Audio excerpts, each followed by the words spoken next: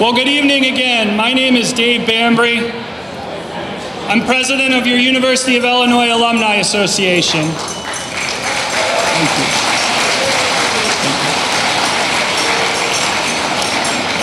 And I want to welcome you all to our 4th annual Homecoming Alumni Awards Gala. This event has come to serve as one of the highlights of our homecoming weekend together and week together. And what a weekend we have in store. I know we all have many, many things going on this weekend, and I'm just so glad that you're all back on campus if you happen to not live locally. It is just so great to see all of you in the room with us tonight. Sweet Home Illini is this year's homecoming theme, and nothing says Illinois like our week-long celebration. The Alumni Association and its student alumni ambassadors, we hope at least, make the return home a bit sweeter. But this year also brings a bit of a bittersweet feeling with us. As we dyed the fountain orange a few days ago at Alice Campbell Alumni Center, I couldn't help but to think about the legacy of our late President Jennifer Dilleville, who we lost earlier this year, and who started the wonderful tradition, one of many wonderful traditions, of dyeing the fountain orange. Homecoming week was definitely one of her favorite weeks of the year, and I'm sure that she's watching over us, making sure that things go well. If you knew Jen, you know she would be doing that. But also just making sure we enjoyed this week and had a great time.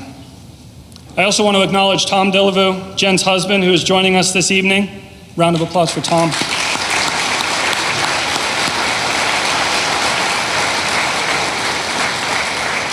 Tom, it's absolutely wonderful to have you here. Appreciate you joining us this evening. I know so many of us in this room miss Jen dearly, and we'll do our best to celebrate homecoming week in her honor this year. But tonight also brings with it excitement, as we are so glad to be back at the Pear Tree Estates, owned and operated by two of our very own, Sisters Annie Murray Easterday, class of 2007, and Lauren Murray Miller, class of 2006.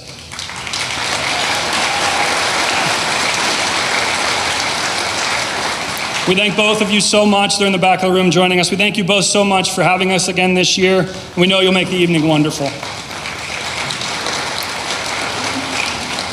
It's also at this time every year, I'm typically in the back of the room, and this year I have the honor of being in front of you all, that me and Annie look at each other and we say, how do we get everyone to start eating their salads to make sure the dinner's moving along properly?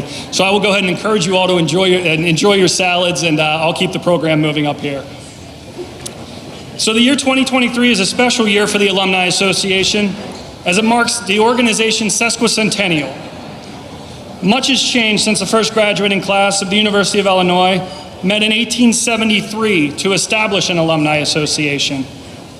Our motto, building relationships for life, has informed every aspect of the University of Illinois Alumni Association's work over the past 150 years. We hope to keep you, our alumni, abreast of what's happening with your classmates and the university alike. In addition, we act as your voice with university affairs and provide programs and services that build pride in the orange and blue. When the Alumni Association was founded 150 years ago, there were fewer than 100 alumni of this great institution.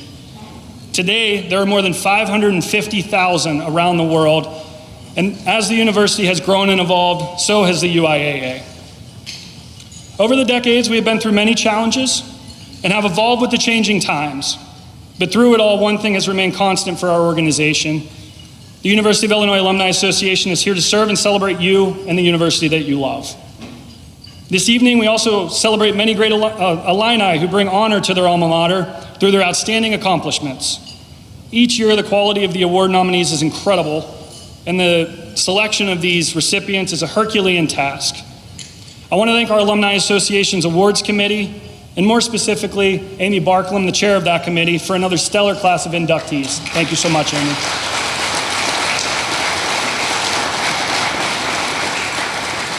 I would also like to acknowledge some important University of Illinois leaders who are joining us this evening. Chancellor Robert Jones,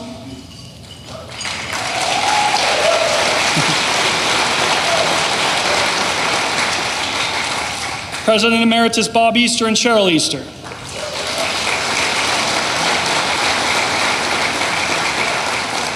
President of the University of Illinois Foundation, Jim Moore and Shelley Moore,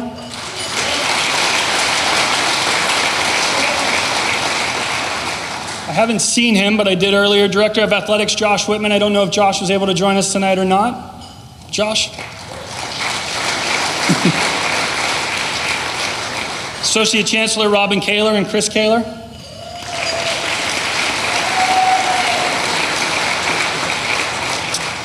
Dean of the Granger College of Engineering, Rasha Bashir.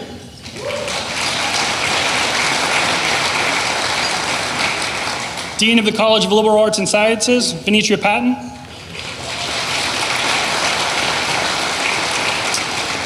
Dean of the Carl Illinois College of Medicine, Mark Cohen.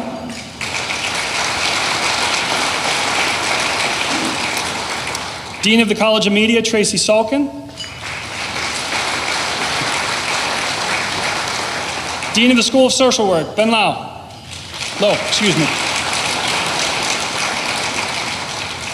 Outgoing Chair of the University of Illinois Foundation Board, Tony DiTomaso and Lucy DiTomaso.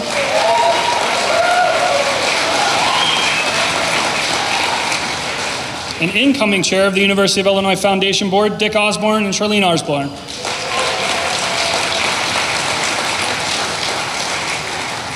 (2023) has been a year of transition for the UIAA, and we owe a debt of gratitude to the leadership of our board of directors, chaired by Norma Lauder. Norma, thank you so much. I know we also have a lot of other board members in the room with us this evening. If you could all just give a wave or stand and be recognized for all the great work that you do.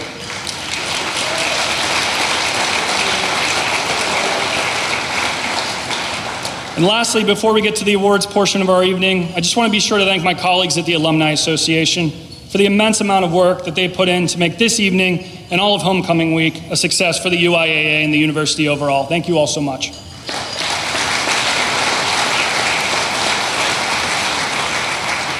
Now it is my honor to call to the stage Illinois Chancellor Robert Jones to bestow this year's Alumni Achievement Awards.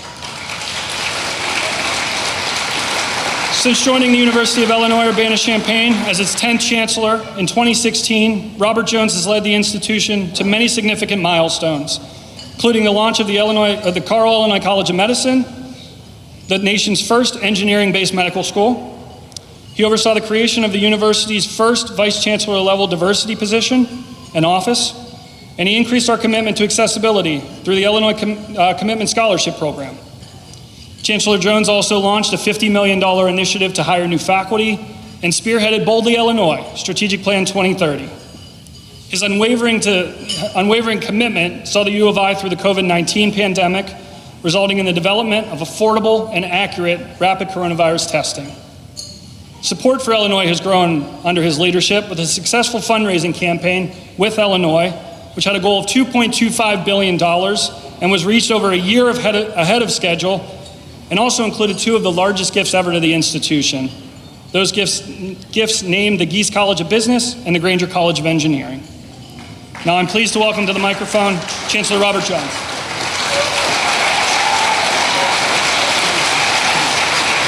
Thank you. Thank you. Well, David, I appreciate the new tradition because normally I get a chance to eat before I work, but I appreciate that. So thank you, David, and thanks to all of you for your continuing and amazing support. Our first Achievement Award recipient is Dr. Donald L. Bitzer, who received his undergraduate degree and Master's of Science and PhD degree from the Granger College of Engineering. And as much as Donald gained from his educational experiences here at Illinois, he really has given back even more.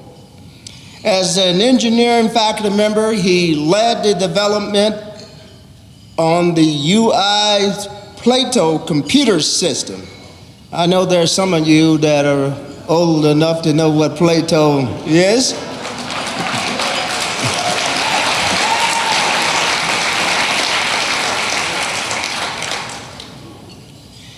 The first automatic, multi-user, multimedia teaching system that was flexible enough to provide both local and remote instruction. We would not have made it through COVID without you, my friend. Plato changed the university. It changed the delivery higher education folks, and I will tell you, it changed the world. It was an important first step in ushering in the user-friendly, highly interactive, media-rich internet as we know it today. In conjunction with that work on Plato, Dr. Bitzer and his colleagues developed a plasma display panel as well, better known as a PDP, which is a user-friendly interface that provides very high resolution, high contrast graphic displays. Today, we all know PDPs from our experience with touchscreens to my favorite, high-definition television. Rarely do academics, especially engineers, receive red carpet accolades. However, Donald did just that when the National Academy of Television Arts and Sciences awarded him an Emmy in 2002 for his contributions to the creation of high-definition TV.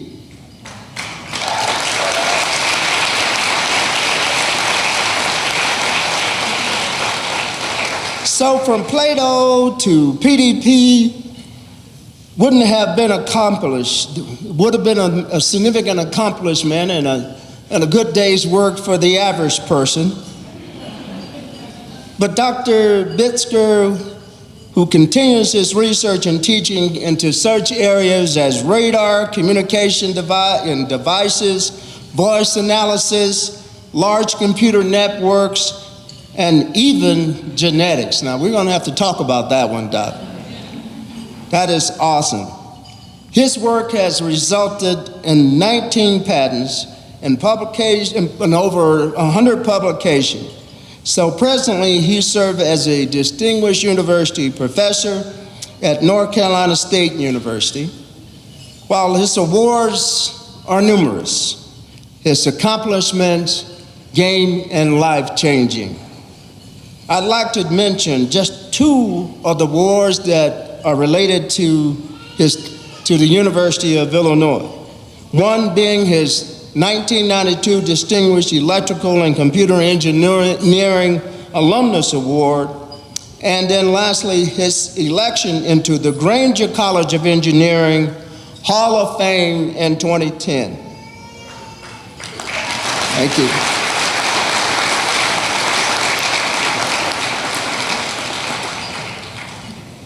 So, Dr. Bitzer, I'm often known to make the following expression, and it's only true because of outstanding, amazing, distinguished scientists like yourself. I often remind people of the impact that this university has had on the world, and it goes something like this.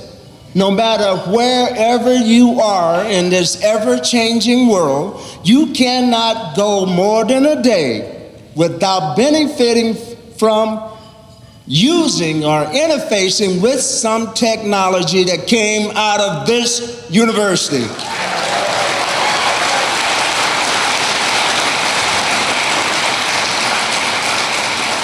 And if you by chance make it through that first day, I guarantee you won't make it through the second. So it is my great honor, so please join me in sending a warm round of congratulations to Dr. Donna Bitzer. Donald?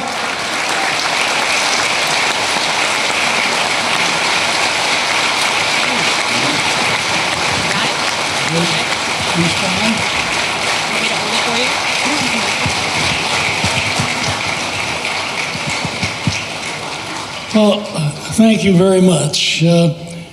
First of all, I'd like to thank the University of Illinois Alumni Association for considering me even for the award. I knew that I wanted to be an electrical engineer when I grew up. In the 4th grade, I had decided building things with my little erector set, things that sometimes do damage around the house when they were done. I had a little chemistry set that was probably more dangerous than anyone else realized, going on in the basement of the house. And I love to build different kinds of things like crystal radios. We had powerful enough stations in St. Louis that you could run them on a crystal radio set if you put it together, and I enjoyed doing that for the powerful stations. And a year later, my uncle helped me build an electronic super regenerative radio receiver. Now, those are still used today. If you drive under a bridge and noise, the whistle goes up, that means the gain went down and the super regenerative went up. And I enjoyed doing that, and I was able then to receive at the end of World War II all of the shortwave signals coming from Europe with that little, wasn't such a little step then, it got to be bigger. During my senior year in high school, I started looking for a good engineering school to attend to when I went to college.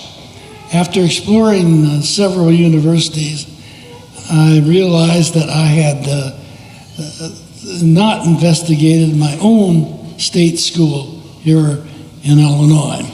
I arranged and had a visit to the U of I, and was in Champaign-Urbana, and was really impressed with the university, its curriculum and its professors. They all took time to show me what it was like to be a student here. A quick tour through the several of the research laboratories, you'll recognize things that came out of the University of Illinois. The research labs gave me a view that I visited with them on that trip, gave me the view of the future things that would be coming available, like masers, lasers, and even the big Betatron for splitting up particles. That was very impressive. I decided that this is the university I wish to attend. The value added to the people who come here, students, is really indicated if you look over the Illini list here of people in the Alumni Association and say, what are they doing after they've been here for a while?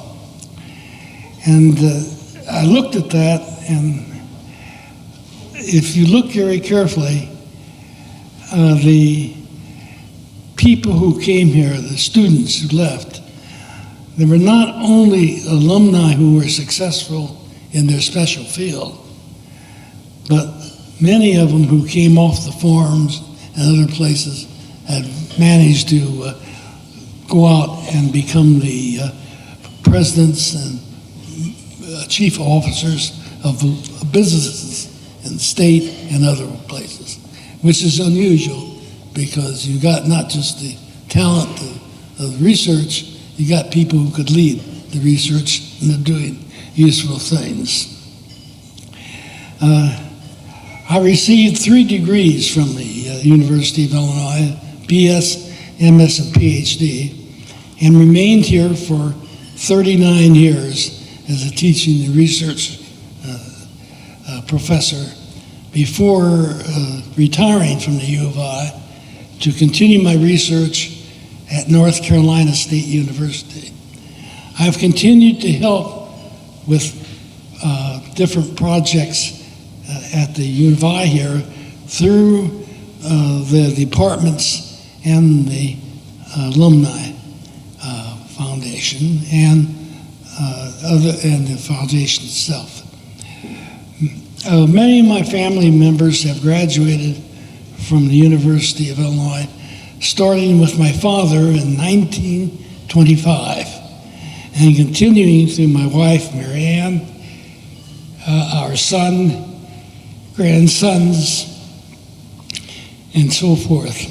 The U of I has provided me with a wonderful adventure through what I shall, and one that I shall always remember. Go Illini.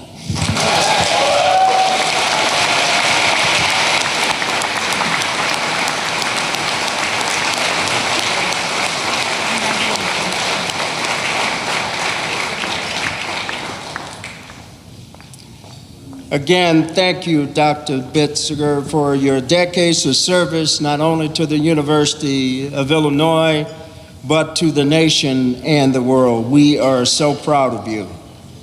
Our next Alumni Achievement Award recipient is Suzanne Koenig, a 1982 graduate of social work.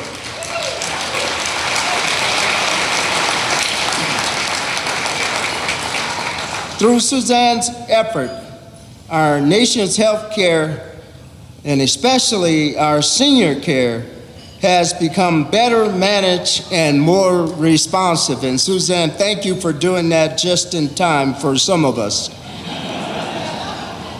Suzanne is the president and founders of SAK Management Services, which is a nationally recognized healthcare management and consulting service firm specializing in senior living, skilled nursing, long-term care facilities. Suzanne and SAK help organizations to improve their operations, to develop their staff, and to achieve quality assurance. She uses her expertise in expense management, financial oversight, and marketing, and clinical review and regulatory improvement to develop and implement operational enhancements. As a nursing home administrator and as a social worker, Suzanne has provided turnaround consulting and restructuring services throughout the US of A. She regularly serves as a court-appointed receiver to oversee the management of healthcare facilities. Suzanne participating in the writing of the patient care ombudsman statutes for the U.S. Bankruptcy Code, resulting in her being appointed as an ombudsman, overseeing patient care in healthcare facilities across the country. She is a frequent speaker for health care industry and associations and business affiliations, of which she conducts continuing education and training programs. And in 2022, she was inducted into the International Women's Insolvency and Restructuring Confederation Hall of Fame. I am so pleased and so proud to ask her to come to the stage and receive her well-deserved honor and recognition.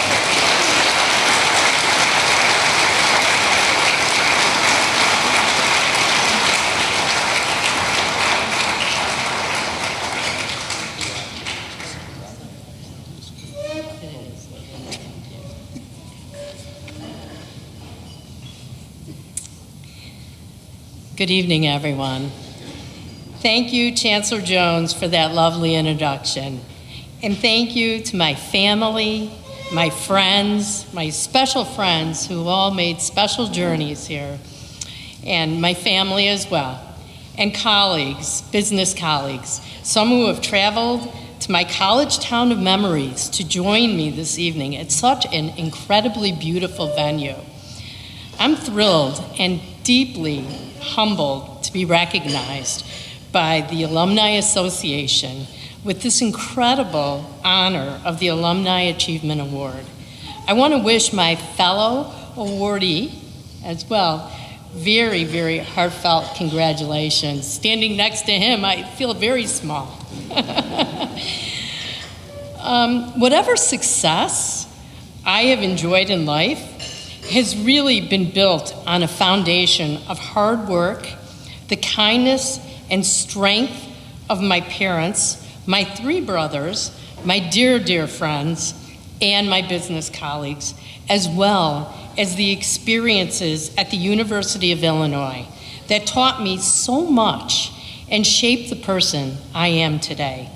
Having the opportunity to intern at a Chicago hospital under the guidance and supervision of the School of Social Work brought me insights and a revelation for my future, which has given me the backbone to excel in my career today.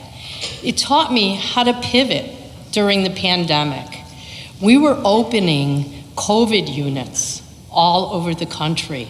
When people were sitting at home and sitting at their computers, my teams were out there all over the country, often standing next to the National Guard.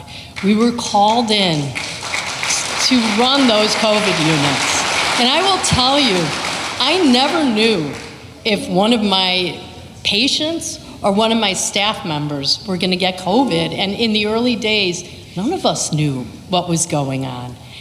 And the University of Illinois taught me that fortitude and perseverance. My mother and father also exemplified the value of labor and perseverance. My father, a Holocaust survivor who lost his parents and two sisters at the age of 11 and watched his father die in front of him, came to America with literally just the shirt on his back. Our family was inspired by his life's journey and has been blessed by the abundant opportunities uniquely available in this country. I grew up in a very humble working class family. I was not born into privilege, and I learned at an early age that life is not always easy, but we must work hard to accomplish our goals. When the time came for me to go on to higher education, my parents encouraged me to come to Champaign-Urbana because in their mind, the University of Illinois was all we could afford, but they didn't tell me that. They told me it was the Harvard of the Midwest. And I believed them, and I do believe it really is the Harvard of the Midwest. It is a decision that has always brought me great pride. My life as a student at this great university brings me fond memories of the sheer opportunities in education, mentorship, and relationships that I cherish to this day, which include my deans who actually attended my wedding. I'm no longer married, but they were there to see it. And my professors, who I am still very close with, and whom I continue to call my cherished friends. Through the generosity of the faculty in sharing their expertise and opening my mind to new ideas, my education at the University of Illinois has allowed me to pursue my dreams and to commit myself to serving for those who cannot care for themselves. Service to others is perhaps the most valuable legacy of my Illinois experience. I hope that my efforts will serve as a good example for my daughter. She is the greatest gift in my life. She brings me profound joy, and for whom I am most grateful. Lastly, I want to say to all, go Illini, let's win Wisconsin. And thank you again for this incredible honor and recognition. I am truly touched.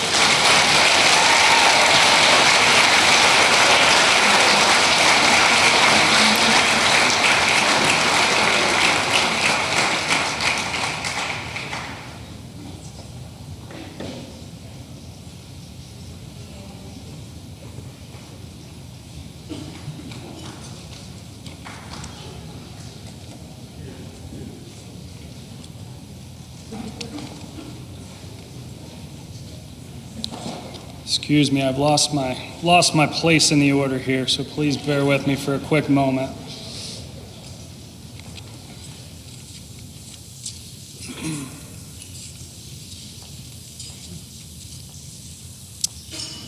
Well, I saw the goal line, I beat the Badgers, so I found my spot again, but Thank you to Suzanne, and thank you to Chancellor Jones. Congratulations again to both of our Alumni Achievement Award winners on their richly deserved awards. Every year at Homecoming, the University of Illinois Alumni Association and student alumni ambassadors invite prominent and accomplished alumni back to campus. Known as comeback guests, these alumni interact with students and share their professional and personal experiences. This year's comeback guest, Karen Layng, brings with her a unique perspective on two All-American institutions, our legal system and the Girl Scouts of the USA. As the CEO of MAIT Company, Layng serves as a strategic legal advisor to the construction, manufacturing, and engineering industries. Her distinguished 35-year career includes being a shareholder and board member of Vedder Price, an international law firm.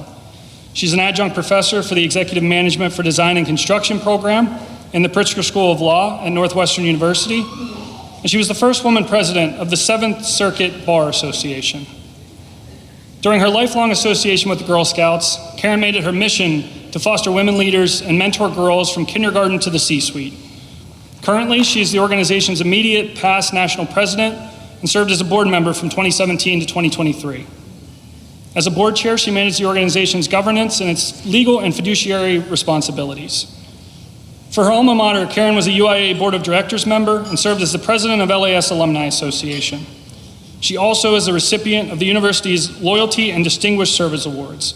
Please join me in welcoming back Karen Layng.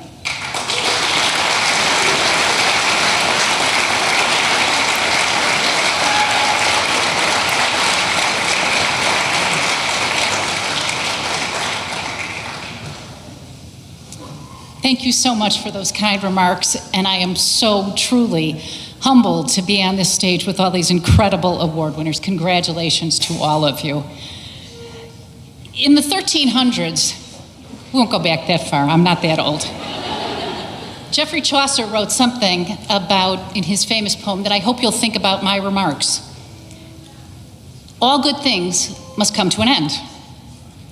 So, was my first thought back in 1987, after 7 years, 2 diplomas in hand, and my best friend and now husband of 34 years, Patrick Shawn, and I started our drive north on 57, leaving Chambana for what I thought was the last time.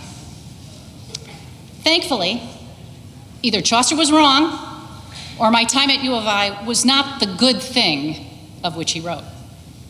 Instead, those years at U of I were incredible, transformative, life-changing ones that have still not left.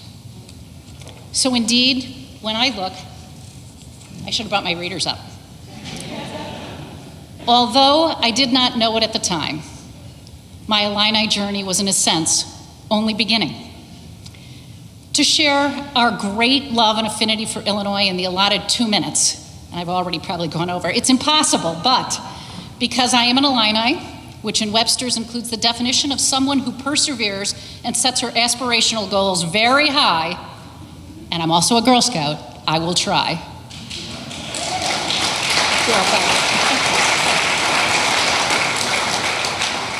My decision to be an early applicant to Illinois was not a particularly strategic one. You see, my college counselor at Glenbard East High School brought all of the top 10 in our class into his office at one time, handed us the application, a number 2 pencil, and told us we would get money to attend. We filled them out before our AP Calculus was over, handed them in, he mailed them in. 2 weeks later, we received a positive response. We all waited for cash, and if we could get into a dorm, because some of you might remember in those days they were so crowded that they were using suites, which were really actually the lounges converted to rooms, with beds. Well, I received money, but no bed. On to Bromley Hall I went, and literally that was it. And upon arriving at Lincoln Hall for my first James Scholar meeting, I met my second woman mentor after my Girl Scout leader, Sister Marie Gola, a name that probably resonates with many. Although my fears of having a nun as my advisor were allayed, she challenged and supported me, and even navigated a way for me to have international economics major so that I could take French classes and study in Dijon, France, my junior year. Even more amazing, although everyone told me and embraced me for the fact that I was just going to be a number at Illinois, and my first day in Armory getting my class schedule was overwhelming at best and really didn't allay any of those fears. My first class, Poli-Sci 150 honors, was quite the opposite.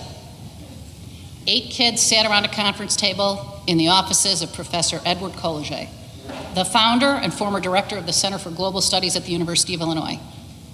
He is a co-founder and served as the director of the program in arms control, disarmament, and international security. We learned not only about historical conflict, he challenged us all to make the world a better place and to strive for peace. I have never forgotten those lessons. Since graduation, I've often thought of both Sister Marie and Professor Koenig.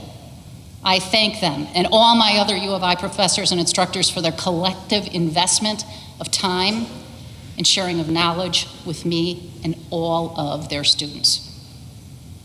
Now, 36 years later, I am the living embodiment that Girl Scouts and an education from the University of Illinois works and provides the not-so-secret leadership sauce to success. Through the confidence I gained and encouragement from my Girl Scout leaders, Sister Marie, and all of my U of I professors, I have had the honor to serve on the National Board of the Girl Scouts of the United States of America the last 3 years as its president.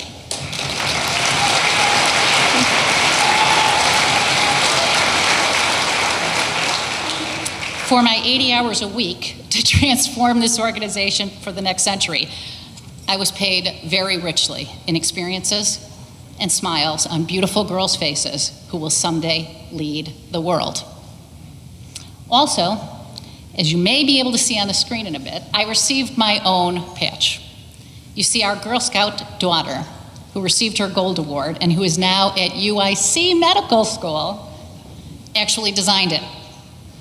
The blue plane circumnavigating in orange around the world is my nod to the University of Illinois. The first person in my family to travel across the Atlantic on a plane instead of in steerage on their way from Eastern Europe to Ellis Island was me.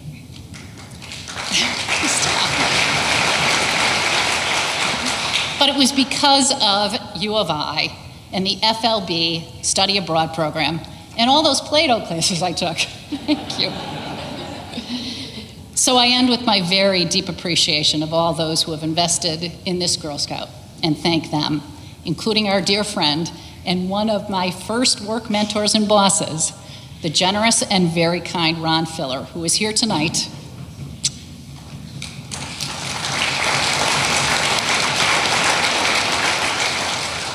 And the United States trustee, Patrick Sean Layng, Commerce Class of '84 and Law 1987. Thank you both, the Alumni Association, for this precious award. I am truly honored to receive it. God bless all of you, and Godspeed, and ILL, baby.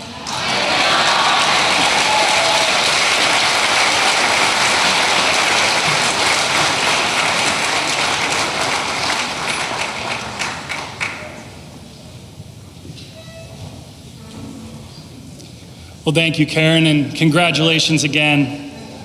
It is now my distinct honor to introduce a good friend and colleague, Liay. Masters of Education in 1962, an honorary doctorate in 2023.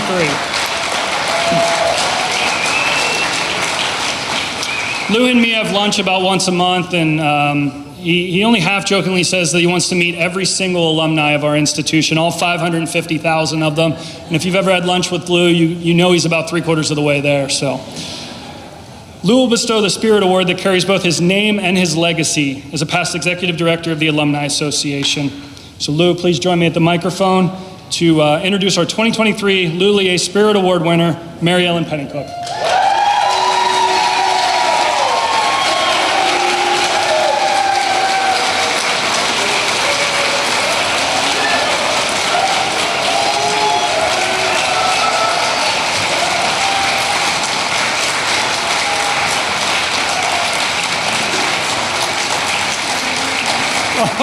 Thank you very much. Wow.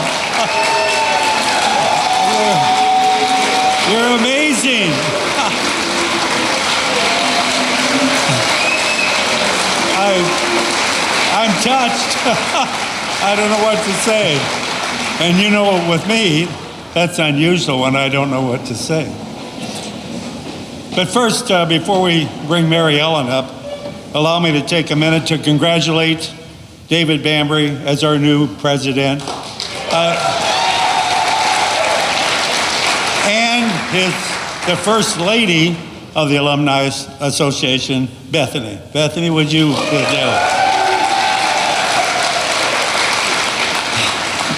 Mary and I were really thrilled when David was selected. I've worked with him for 5 years. Yes, I went back to work at 85.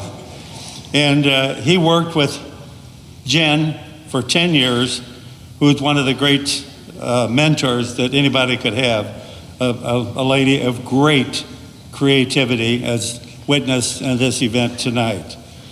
David knows alumni, and he loves the Illini. So please know, David, that we'll be here to support you in your goals for the Alumni Association. David.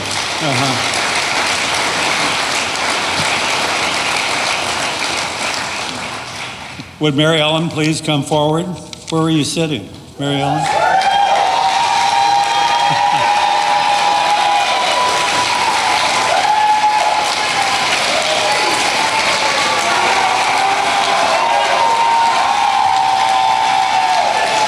I love this crowd. I'm pleased to welcome Mary Ellen to the stage. And if the name Penicook sounds familiar, it's because you're likely have turned onto John Penicook Drive on your way to the State Farm Center. Following his passing, Mary Ellen gave a donation to name the street in his honor. Mary Ellen, I've heard so much about her, is a long-time Fighting Illini supporter, providing funds for athletic scholarships, and the couple's 4 children are all loyal alumni themselves. Can they stand up, Mary Ellen? They will. Hey!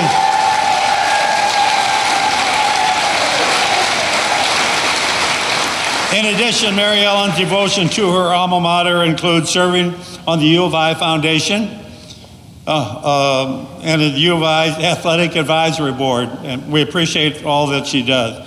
She is active in her home community of LaGrange, and she owns and manages Penicook Farms, a third-generation family farm in Piper City. How many of you been to Piper City? Mary Ellen, welcome to the stage and congratulations. Thank you very much.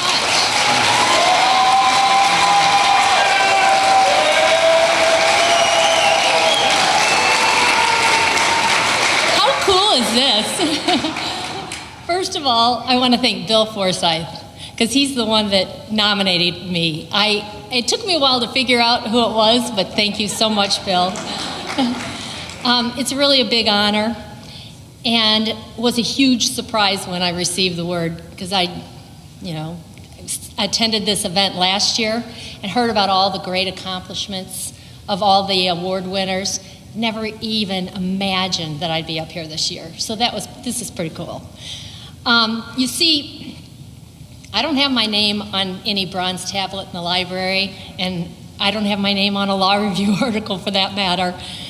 And I haven't invented anything. I haven't discovered anything. I haven't done anything to really improve the world that we live in. Yet, I'm really proud of my accomplishments. And they're sitting at tables 19. They're standing back there now. You hear the little baby crying? 19, and my accomplishments at table 20. And my friends scattered throughout the room here. The friends that are scattered about campus, and really Illini friends that are scattered all over this country. I'm really proud of my growing Illini family, which includes me, includes my late husband, John, who I'd really like to raise a glass to him tonight, if you don't mind. To John Penicook. Cheers. I think he really would have appreciated that, so thank you. Because of John, I have my 4 Illini kids, Katie, Charlie, Robbie, and Tommy. Okay, wave, guys. Give this a big wave.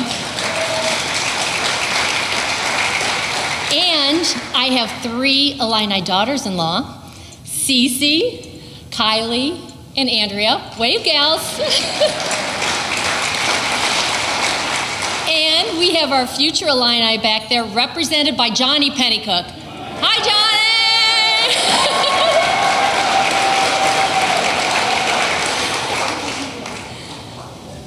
But in addition, we have lots of extended Illini family. We have the college friends, including the women of Gamma Phi Beta, who I'd love to shout out. Have law school friends, who include Karen Layng, who was up here just before me. Cohorts at the foundation board, thank you so much. Friends in the athletic department, who are really good at cheering. Our great Illini fans that are here tonight, and the growing group of Illini friends that brighten my world every time I step on this campus. I'm proud of all of you. In fact, I'm proud of everything that this university accomplishes on a daily basis. All of the students we educate, the discoveries, and the inventions of our brilliant researchers, the collaborations, the teamwork, and the team wins, the talent development, and really all of those things that you take pride in, I take pride in too. I love to hear about your accomplishments, and I love to brag about your accomplishments. In fact, I think my bragging about your accomplishments, my exuberant yelling at sporting events, and my orange and blue wardrobe are what have me here tonight. So with that, I just want to say thank you very much, and go Illini!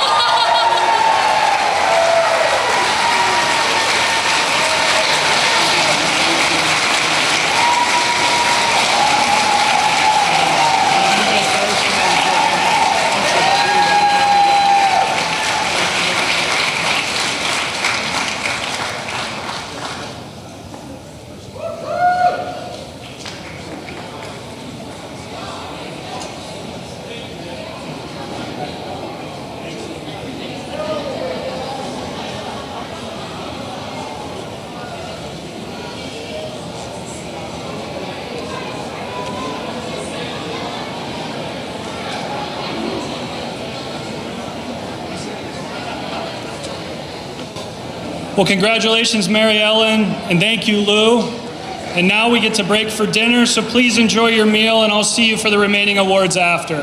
Thank you all so much. See you shortly.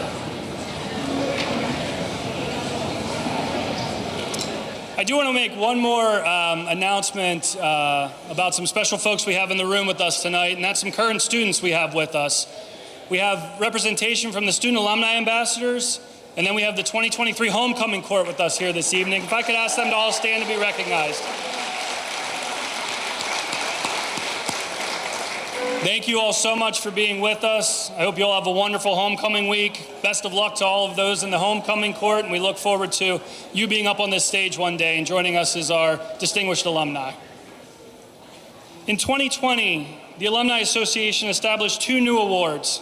The Young Alumni Award, which honors alumni who are 35 or under and have emerged as early leaders in their professional or civic endeavors.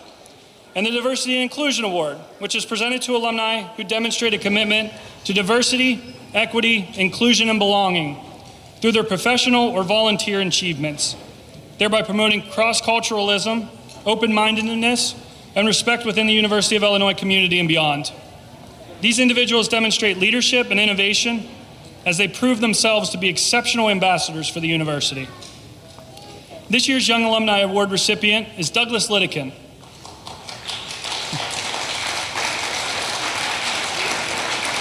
If, as many believe, our future is written in the stars, Doug's work with the National Aeronautics and Space Administration will bring us closer to that destiny.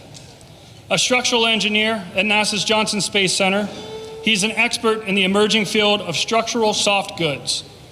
Doug and his team create inflatable habitats made of high-strength, flexible materials.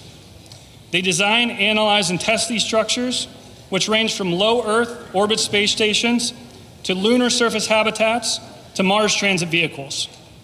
He serves as manager for development of the International Space Station's Bigelow Expandable Activities Module, and recently concluded 6 years as a structural manager for the Orion Multipurpose Crew Vehicle.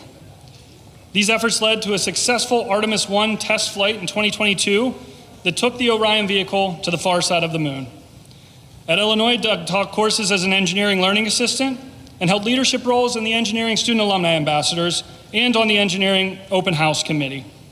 Since then, Doug has been a member of the Houston Illini Club, serving as directors of activities and club president from 2018 to 2021.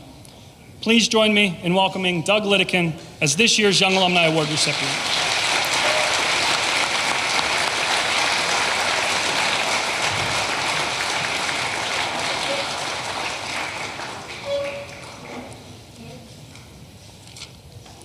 All right, thank you, David, for that introduction, and thank you to the Awards Committee for the honor of this award.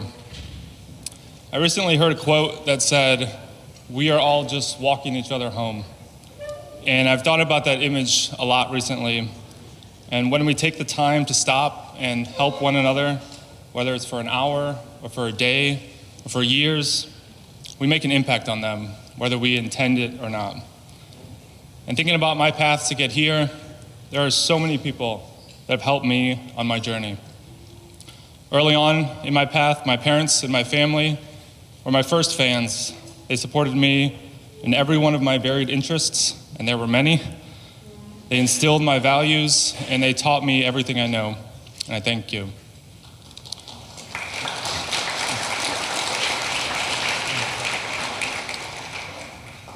More recently, my NASA colleagues and friends keep me humble and trust in my work to execute safe and successful missions, and I thank them.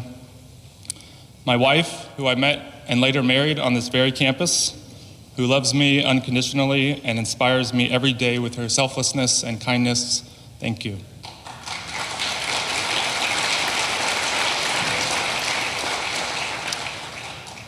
And right in the middle of that path is what I consider a pivotal moment in my life, which is my time here at Illinois.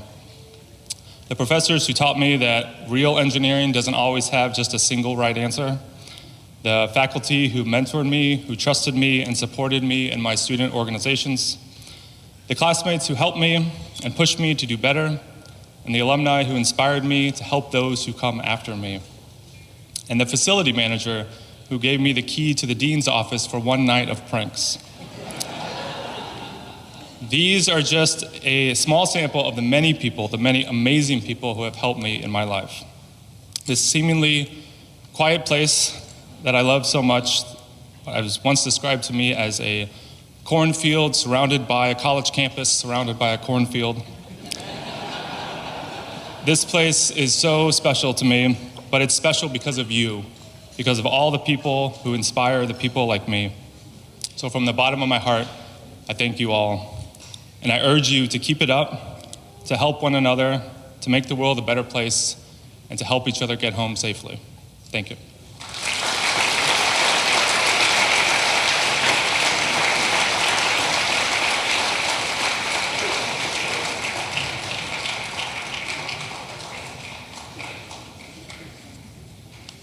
Congratulations, Doug, on your groundbreaking and very, very important work. The 2023 Diversity and Inclusion Award recipient is Tracey Meares.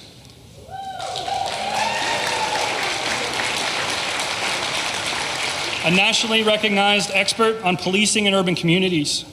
She has dedicated her work to understanding how the public views its relationship with police, prosecutors, and judges.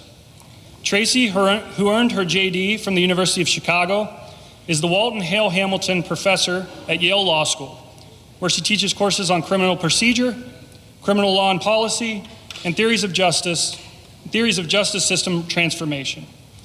She's also the founding director of the Yale's Justice Collaboratory, which brings together an interdisciplinary group of scholars and researchers to work toward a theory-driven, evidence-informed justice system. Before joining the faculty at Yale, Tracey was the Max Pam Professor of Law and the Director of the Center for Studies in Criminal Justice at the University of Chicago. She was the first African American woman to be granted law school tenure at both the University of Chicago and Yale.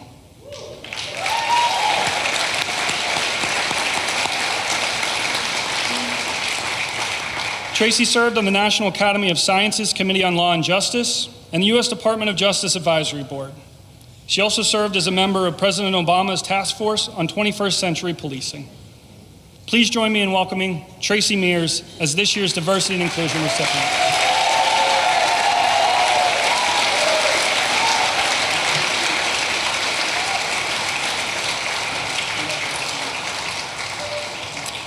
Wow, okay. It is really an honor to be standing here before you among this group, to receive an award on the same evening as the person who invented Play-Doh. I mean, my mind is still blown.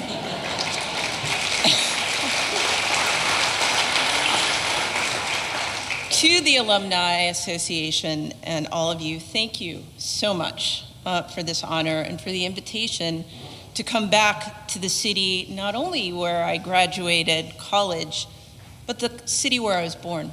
I was born in Mercy Hospital here. I don't even know if it still exists.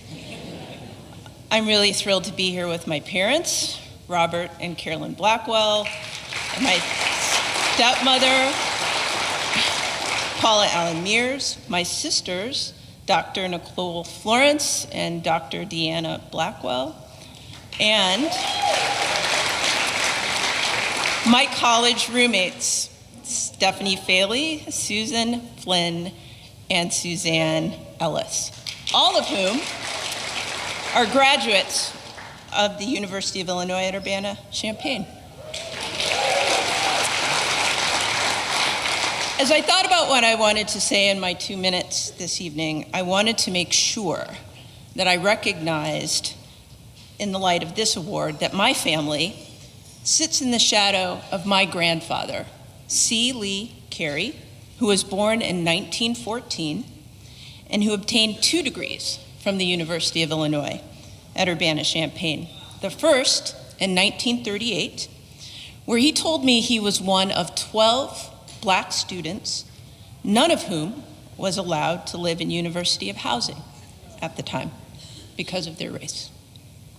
My family and myself have experienced incidents of race discrimination, and I think that's part of the reason why we are so dedicated to observing and addressing the deep inequality that we see in Illinois and elsewhere that has created a landscape of unfairness that blocks the access of many to the basic building blocks of citizenship: education, decent housing, healthcare, wellness, and safety from violence.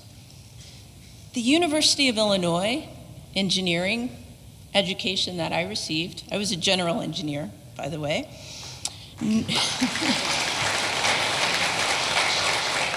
nurtured my love of problem solving and fixing things. And I still do that work today. My work today is devoted to the theory and policy mechanisms of developing a theory of community vitality and building safety for everybody equally in this country. And I do that work by building on my family's long-standing work in this vein. So I am thrilled and happy to accept this award here at home with them.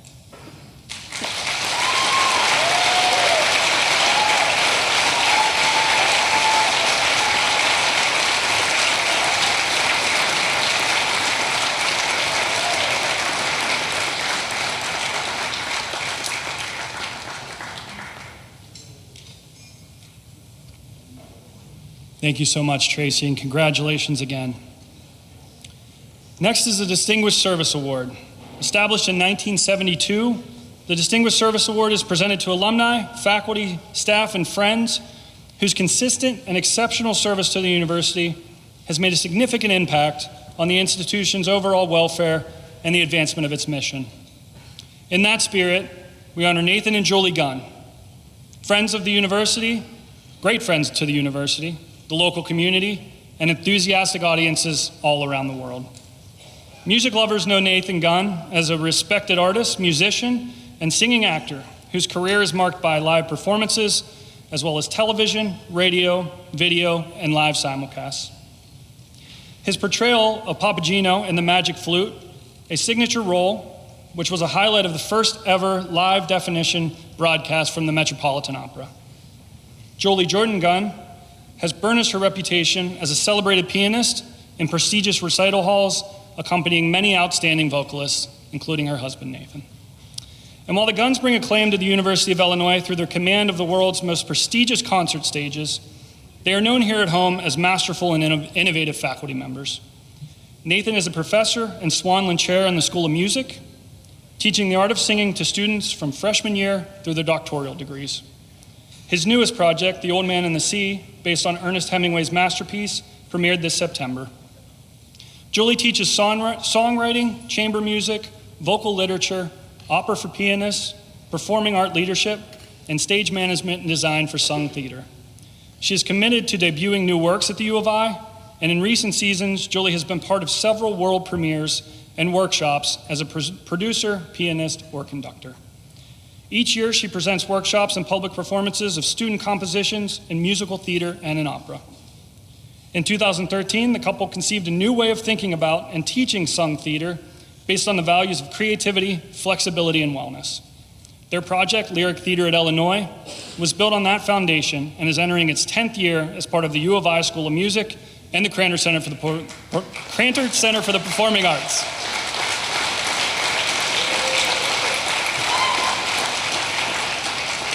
And my wife works there, and of course I butcher the name of that wonderful place, so thank you.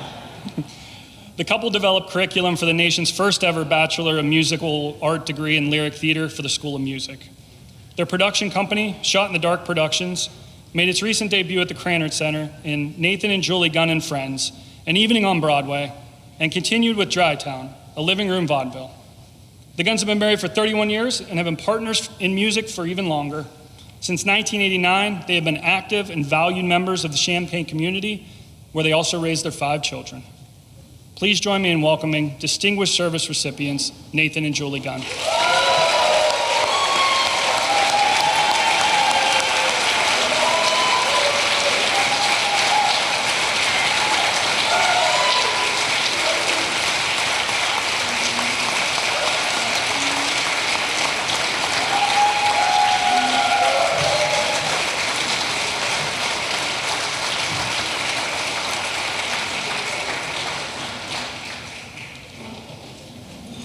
Well, thank you, friends, fellow alumni, distinguished colleagues, for being here this evening.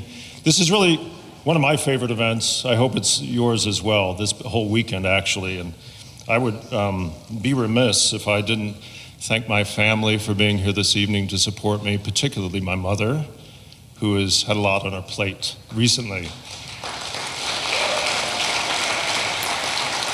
Thank you, guys. So I am a singer, and as you can probably imagine, I love music, but what many of you probably don't know is I also love language, and actually language is what brought me into music and singing, and I particularly love the English language. I love how it adopts words from other languages. I love how the words' meanings change over the years. And I love how the same word can have several different meanings. For example, the word set has over 400 meanings in the English language, I know. And I love how something like a cordial reception can mean something very different than a hearty welcome if you grew up speaking that language, and yet it means technically the same thing. I am getting to a point, by the way. So when David informed Julie and me that we had been chosen as this year's recipients of the Alumni Association's Distinguished Service Award, I thought a couple of things. Firstly, I thought about how much I love the University of Illinois and how grateful I am to be an alumnus of this preeminent university. Secondly, I felt incredibly humbled by this honor. There are so many great men and women who have graduated from here, later to make enormous contributions to the betterment and welfare of humanity. And how could I possibly match up to these different individuals? So I needed to find an answer. So I needed to find an answer to this question. I thought that maybe if I looked into my love of words, that could help me do so. So I decided to do some digging.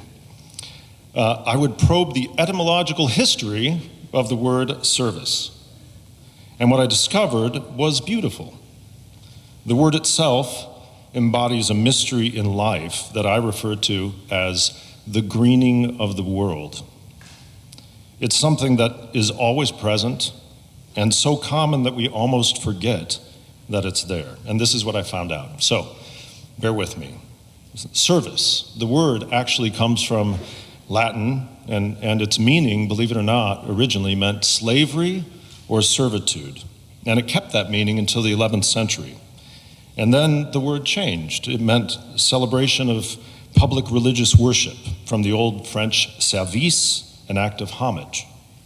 By the 12th century, it had changed to assistance, help, or a helpful act. The 13th century, it changed a little bit more, and it had something to do with feeding people, like provision of food or just the different dishes you are served at a meal. We still have that today. By the mid-15th century, service started to take on another meaning, and it was a labor performed for another, like military service, usually with someone who was a knight. And then eventually by this exact date, 1706, as an occupation. Today, though, the meaning of the word service has blossomed into one which is indelibly tied to a quality of selflessness, an act for the betterment of the whole rather than for a special group, a special individual, or simply for oneself. The beauty that I see in the word service is this. It has evolved from a word that describes one of the lowest forms of human behavior into a word that describes the most elevated. This is the greening of the world that I'm talking about. A person who receives an award for service is a person who works tirelessly for the betterment of others with little regard for herself. It describes a person who is willing to stand in the background so another can stand in the spotlight. It describes a person who thinks of the whole as being more than the sum of its parts. It was then that I realized this perfectly describes this brilliant woman standing next to me.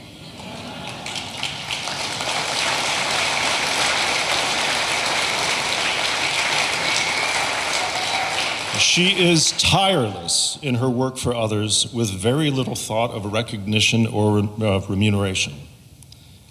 I met Julie here at the University of Illinois in the very program we now run on the very first day of class. I know her pretty well. And she is no different now than she was then.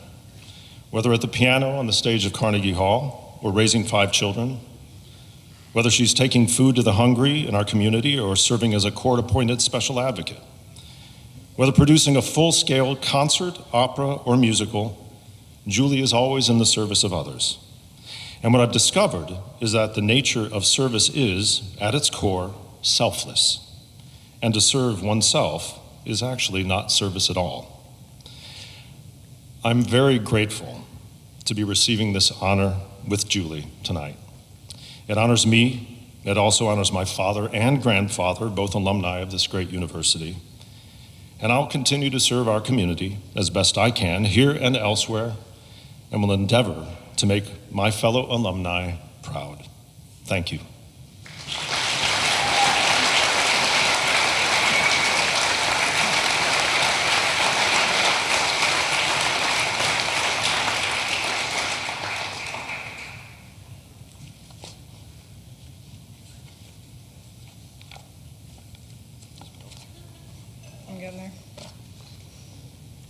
That was awfully nice. We are so honored to be here tonight receiving this beautiful award from the Alumni Association and surrounded by our friends and family and our colleagues and fellow alumni. We have a lot of family here at table 14.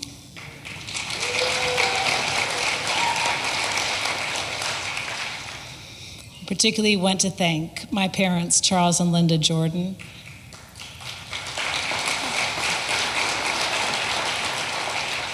I want to thank my mother-in-law, Nancy Gunn. And I would like you, thank you. And I'd like you to do me the honor of raising your glass to an Illini that we buried yesterday, Walter T. Gunn, FAA, class of 59.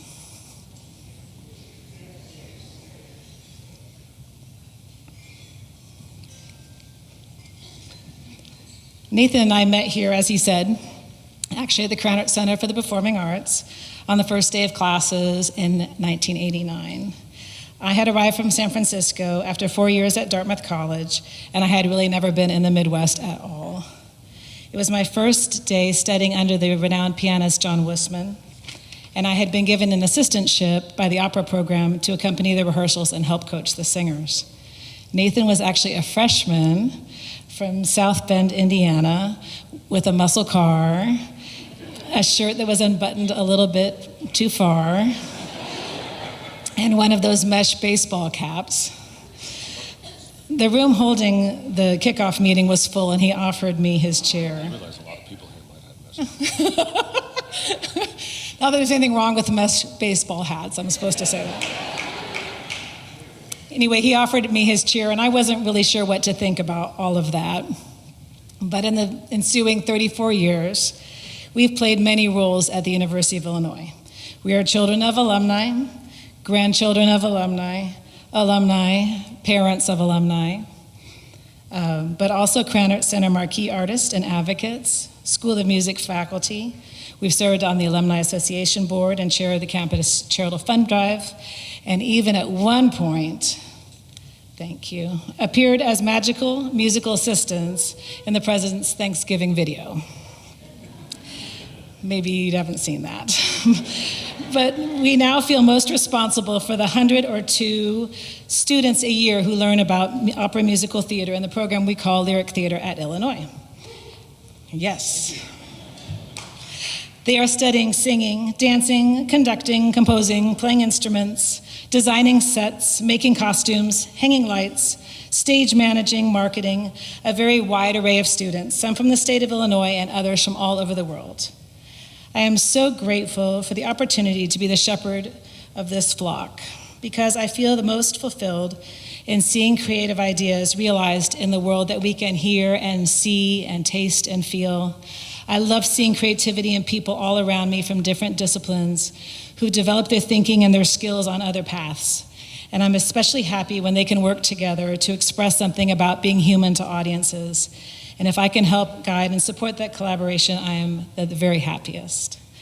I see this kind of creativity all around me at Illinois, where ideas meet craft every day. I see it in scientists working in agriculture and engineering, in the College of Business, and of course, especially in the arts. There are thousands of people in our community imagining all sorts of things and then engaging with the world for good. This is why our family has felt so at home here for so long. Thank you for embracing this way of life and for embracing and supporting our contribution to it. I'm very honored to be a small part of it. Thank you.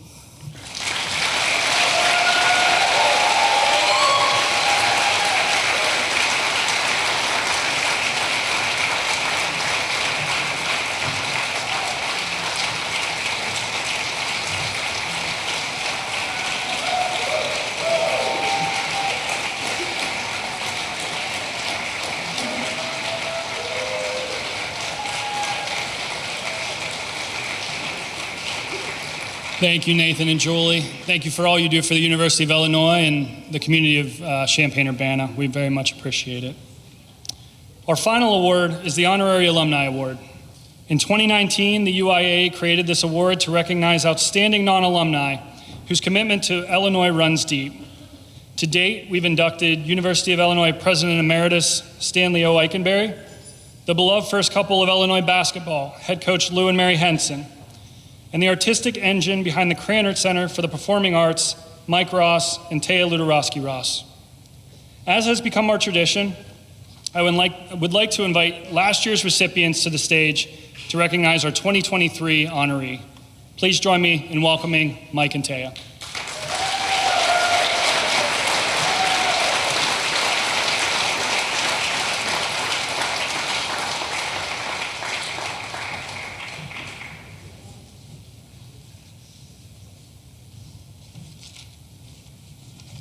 Hi, Chaz.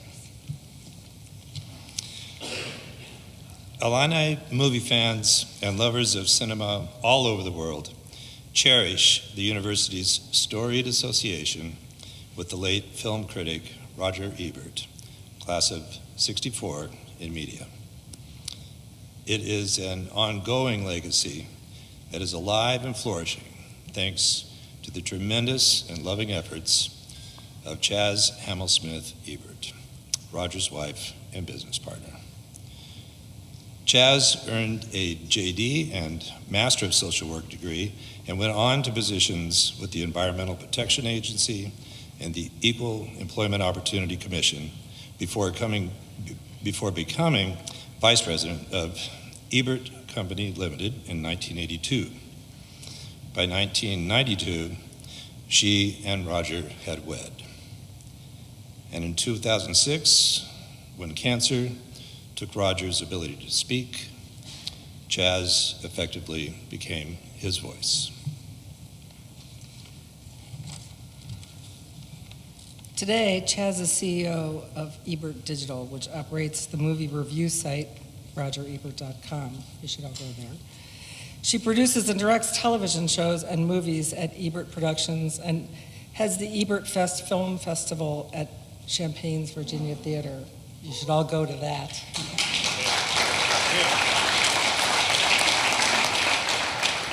I want to share a quote from a friend that has attended every year and nearly every movie.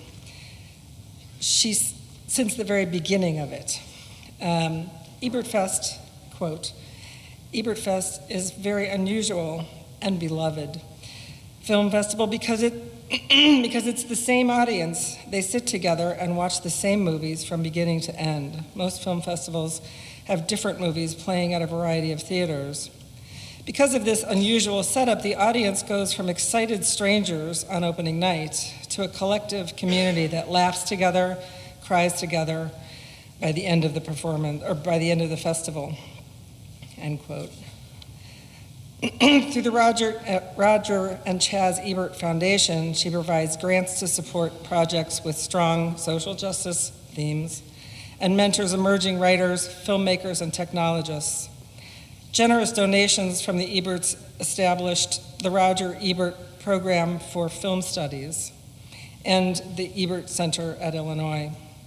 Chaz, it is our great honor and pleasure to welcome you as a fellow honorary alumna. Thank you.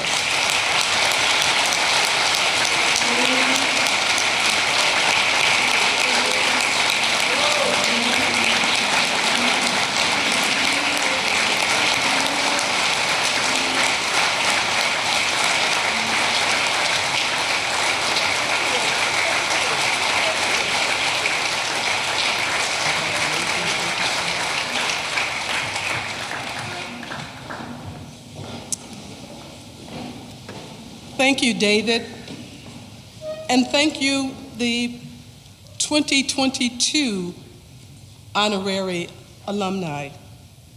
I am honored to be here tonight to receive the 2023 Honorary Alumnus Award from the University of Illinois Alumni Association Board of Directors.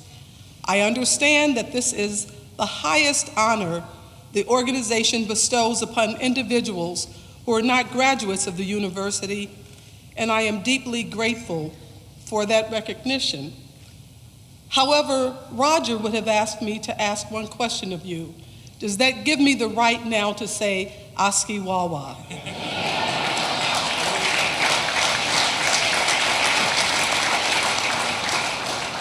My late husband, Roger, was a student here, and he loved it. He said that it informed and enriched his life. He called it like being in the center of the universe, and he meant that.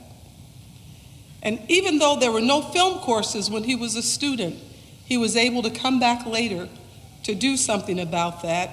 But he appreciated the school's academic excellence. He was a beautiful writer, as any of you know who have read any of his writings. And he said that he honed that skill at the Daily Illini.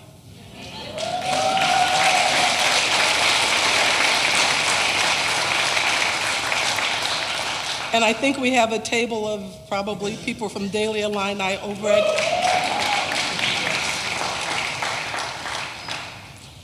But he also was so proud of the school's commitment to public service.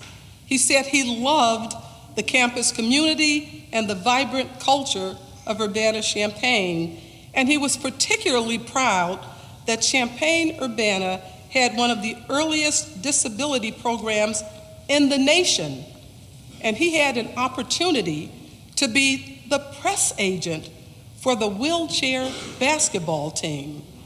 Not many universities were doing that back in 1960s, and actually there aren't that many universities even doing that today, so that was something he was very proud of.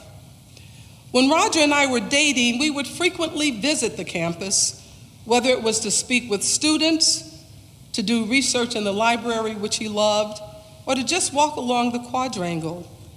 But he always stopped for us to take pictures in front of the alma mater sculpture by Laredo Taft.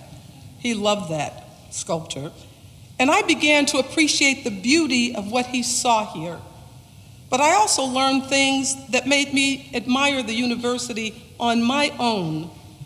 It was important to me to see that African American students and others from other cultures and backgrounds were welcomed. And Tracey, you have to be some kind of genius to go from engineering to teaching law and being a lawyer.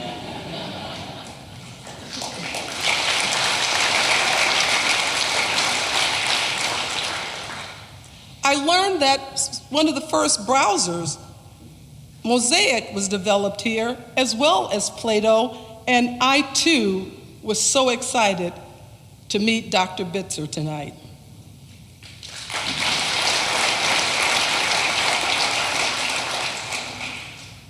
And in my travels all over the world, I've run into graduates from the College of Media who are out doing good deeds out in the world, and that's important to me.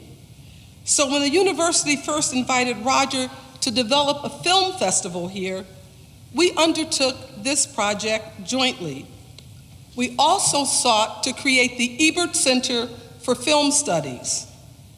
Now, the idea for the festival was to create a gathering that would be welcoming to everyone, regardless of their income or background. And we wanted to create a festival that would also help support the local economy. Roger was very proud of being from here, and he wanted to give back to the community. Next year, we will celebrate the 25th anniversary of the Roger Ebert Film Festival, or Ebert Fest, as we call it.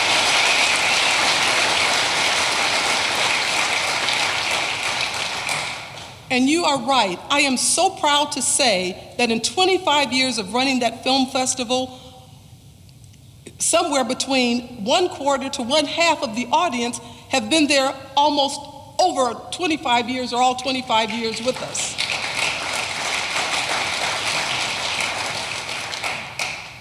We've had some very high-profile visitors: Martin Scorsese, Spike Lee, Ava DuVernay, Julie Dash, Andy Davis, who did The Fugitive, Guillermo del Toro, Tilda Swinton, and many others.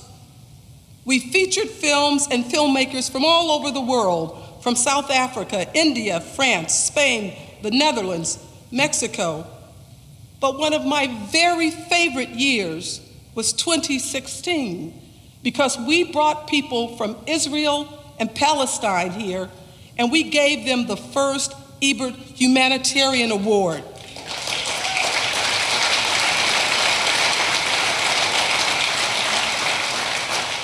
It was for a film called Disturbing the Peace. And this film, I don't know if any of you in this room were here, Yes. We were astonished because we had Palestinians on the stage and Israelis on the stage, and they had made a pledge to put down their guns, to interrupt the cycle of violence, and to work toward peace. And there's an organization called Combatants for Peace. And on October 7th, from that day, every day I thought about that film, and I reached out to the filmmakers, and I reached out to find out what are the Combatants for Peace doing in Israel right now, or doing in Palestine right now. And I can't say what they're doing, but I am happy to say they are trying to work in their back channels toward peace, and I hope that it really works out for them.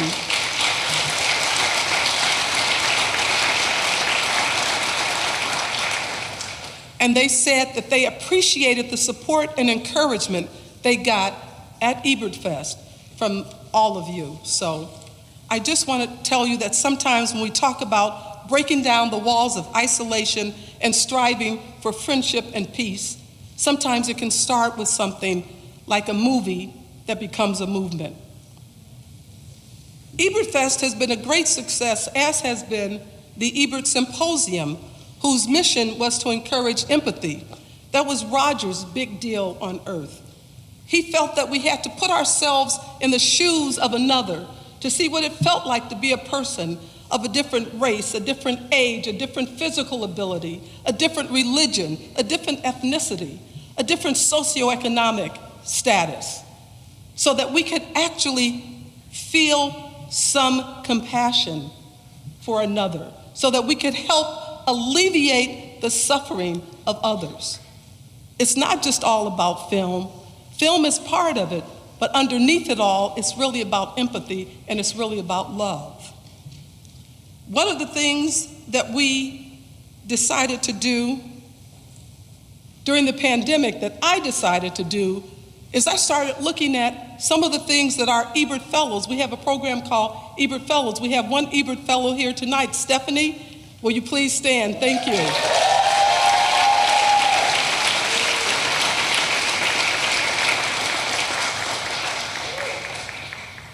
And the Ebert Fellowship Program was started to encourage 4 principles. I call them my FEC principles: forgiveness, empathy, compassion, kindness. And I have a book where I write about some of the Ebert Fellows and some of the other things. It's coming out next April at Ebert Fest, and it's called It's Time to Give a FEC, F-E-C-K.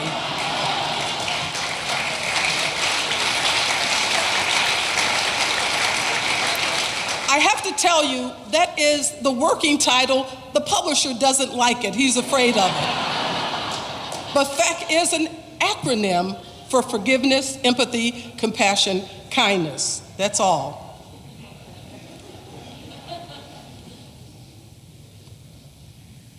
Of course, we didn't do this all by ourselves. We thank the various university presidents. President Colleen, we thank Chancellor Jones, and over 25 years, other chancellors, other deans, professors, all the student volunteers, all the townspeople who have helped make it a success. We thank both the studios and the independent filmmakers who've shared our stage at the Virginia Theater. We thank Professor Nate Cohen, who's a son of Urbana, but he now teaches at the University of Georgia in Athens, but he comes back every year, and for 25 years he's been the festival director. But tonight, we really thank all of you, the alumni who have supported and encouraged us along the way. Thank you again for this prestigious honor. I'm humbled and grateful.